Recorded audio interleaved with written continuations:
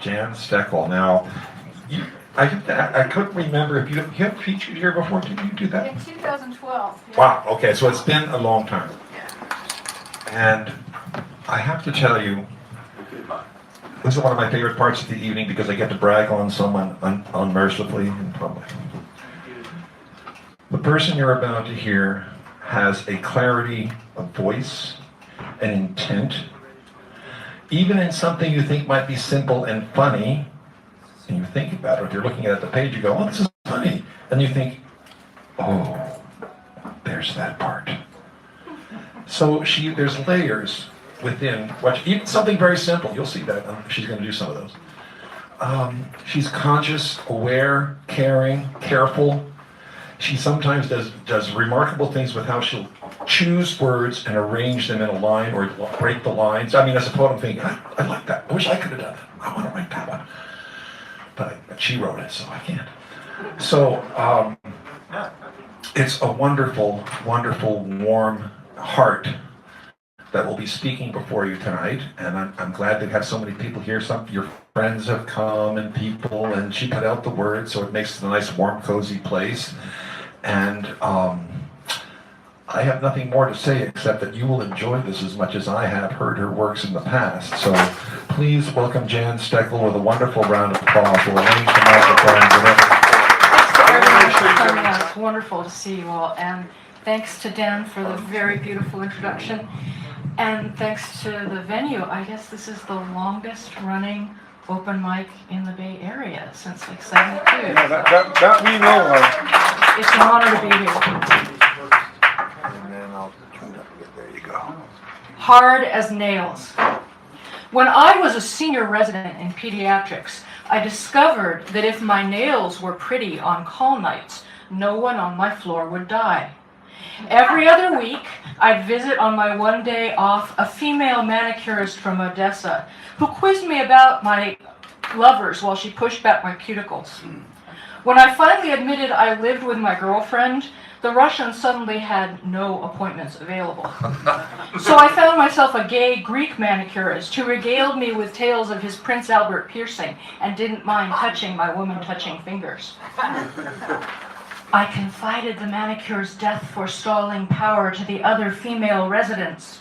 Soon, blood-red fingernails and toenails too appeared on every ward.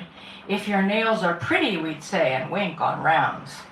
We kept them short enough to do pelvic exams on teenage girls, but we kept them buffed, shaped, and lacquered.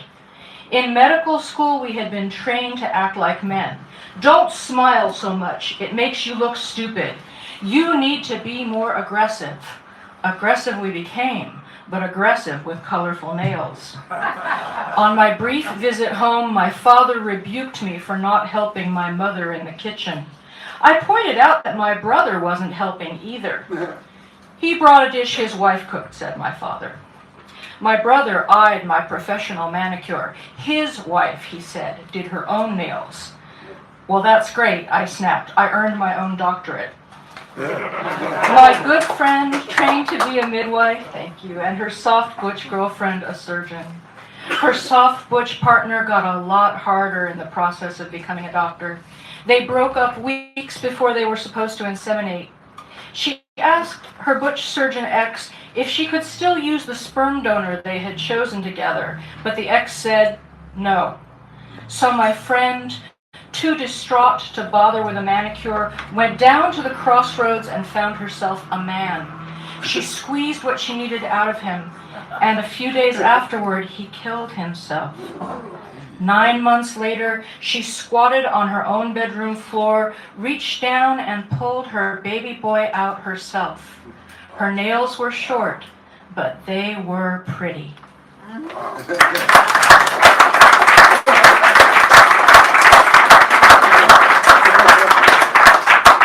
you. That one's from my first chapbook, The Underwater Hospital, which sells for $5. And you have some of those here. Yeah, I have a bunch no, of them on the she has table some. there. All right. Dios le bendiga. Dios le bendiga, doctora. God bless you, doctor, for curing my baby of syphilis. Can you cure me, too? I'm broken and need to be fixed.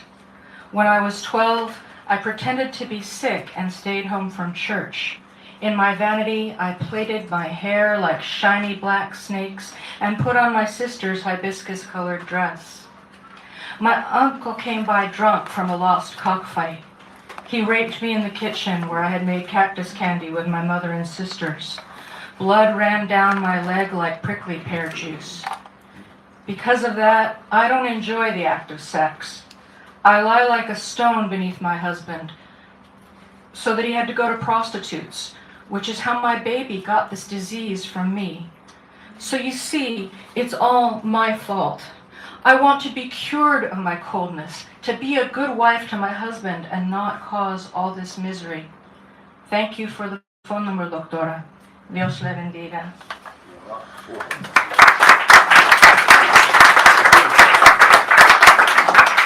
So that one was from the underwater hospital too. It's based on something the mother of one of my patients said to me when I was still a pediatrician 20 years ago.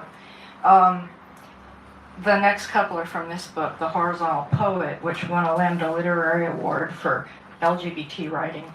Oh. The history of our love. If you were a skeleton and I were a skeleton, we would weave our bones together in a death's head embrace. I'd get closer to you than I've ever been, my clavicle bumping up against your acromion. Every one of the 27 little bones of my hand would grab your iliac crest with equal enthusiasm. The chalky scrape of kneecap against femur, the click and rattle of your metatarsals dragging over my fibula and tibia would drive us to ever-increasing ecstasies. When you drew your phalanges over my ribs, I'd sound like a horny, bony xylophone. We'd grind, scrape, click, and rattle right through the night and the day and the night, wearing ourselves and each other away until nothing was left but a happy, exhausted heap of calcium carbonate, like a pile of powdered Tums or crushed Rolaids, ready to be pressed into a stick of chalk for a child to write on the sidewalk the history of our love.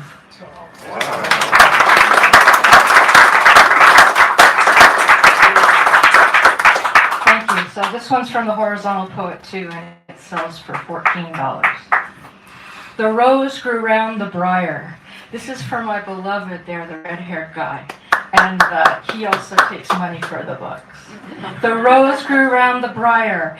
How do your red pubic hairs end up on the windowsill? My black ones on the crown moldings. Do you do even weirder things in the bathroom than I thought? Do curly hairs waft on hot air currents from bathroom drain to ceiling? Do they hitch a ride on a bath towel and flip free heavenward when you snap it at my ass? I found one in the pantry, curled lasciviously around a piece of high-fiber cereal. Another on the TV remote. I don't want to think about that one too hard. I lie in bed and stare at two high on the wall. Above our heads, black and red. Are they having an out-of-booty experience? When we die, will they form a true lover's knot and float up higher and higher?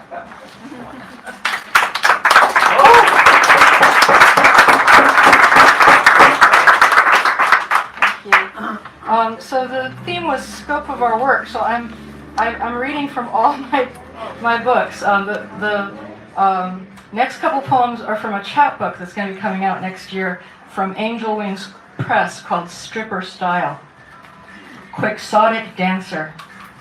The ghost stripper peels off layers of ectoplasm, shimmies till you get the willies. She teases you as if you were a live girl, grinds her non-existent fanny against your thighs.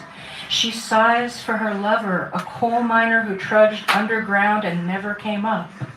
His bones are turning to diamonds in the shaft. Hers are ground to ecru powder for North Beach girls. The wallpaper's peeling with heat and damp, velvet to the touch, it's embossed with sad roses. In 1906, the room she shared with two Cantonese hookers shook, then burned. You make it rain silver dollars right through her. She lifts her face like Danae in the shower of gold. Thank you.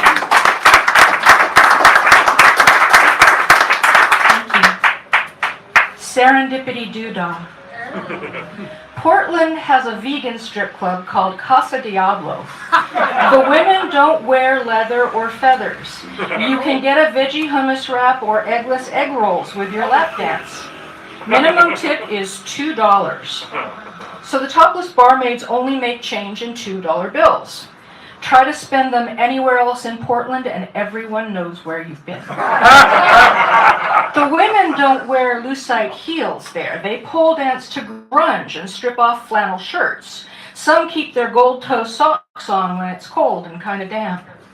One dreadlocked white girl wearing nothing but a black cowboy hat and tattoos touched the necklace Berkeley's bubble lady made for me. Is it labradorite? She asked. I didn't know.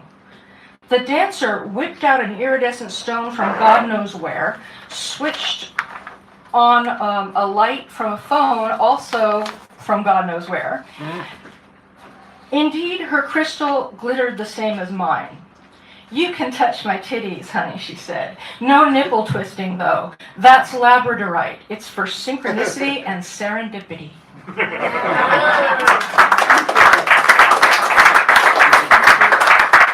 And this is the title poem from my new full-length book, which is coming out from Zeitgeist Press next year.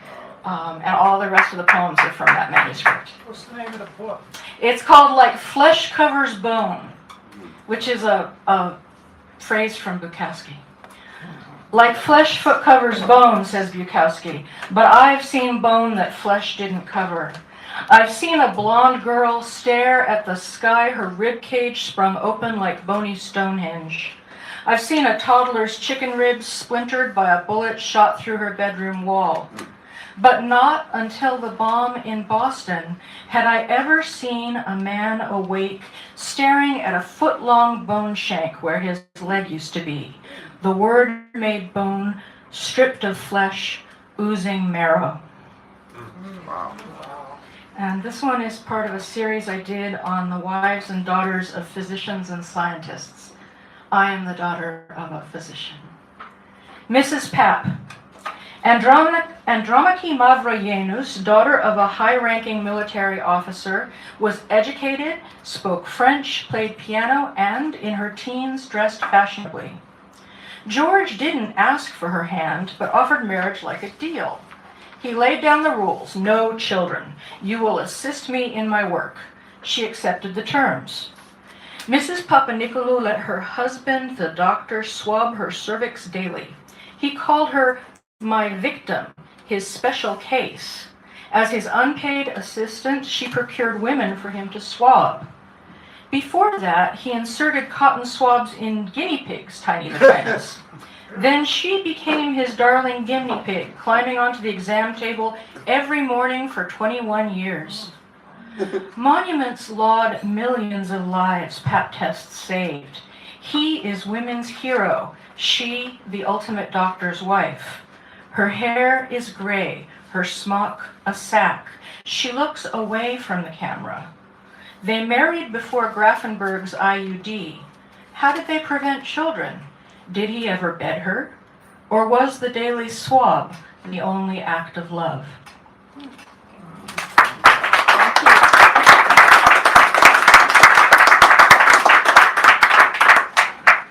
So my folks live now in Santa Barbara, and last winter and summer were pretty scary. What with the fires and the mudslides, and now it's starting all over again.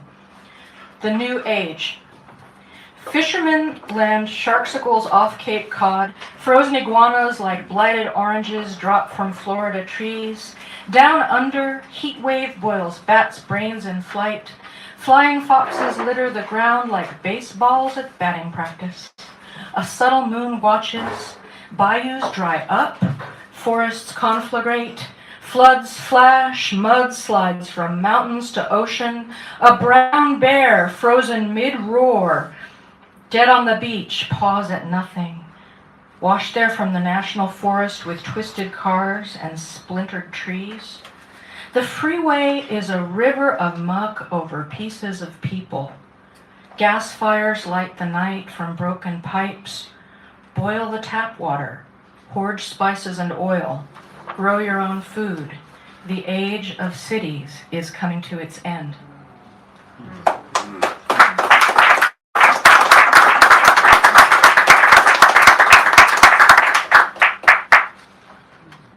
Why they got deported? Because he had a tattoo of a heart with the name of his birthplace in Mexico. Because she used a social security number she had made up. Because he had one DUI 10 years ago. Because she overstayed her visa when she was 7. Because he didn't sound like he'd been born in Lansing. Because it took her an extra 3 months to save up the $495 to renew her work permit. Because 20 years ago he bought a car that had expired registration. Because she gave a hand job to an undercover cop. Because she took food stamps to feed her 3 kids while she worked cleaning hotel rooms. Because he had a joint on him 12 years ago. Because fire is hungry and famine walks the land.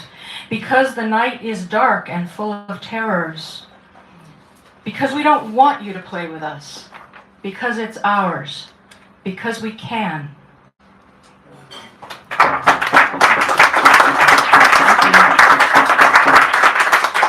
And I'm going to finish with this poem because in spite of our government and our sins, I'm still proud to be an American. We the people.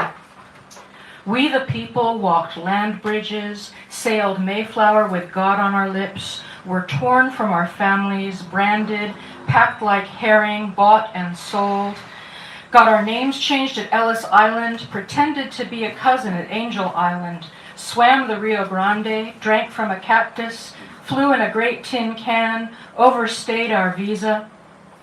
We the people sleep on box springs, futons, sofa beds, tatamis, sidewalks, benches.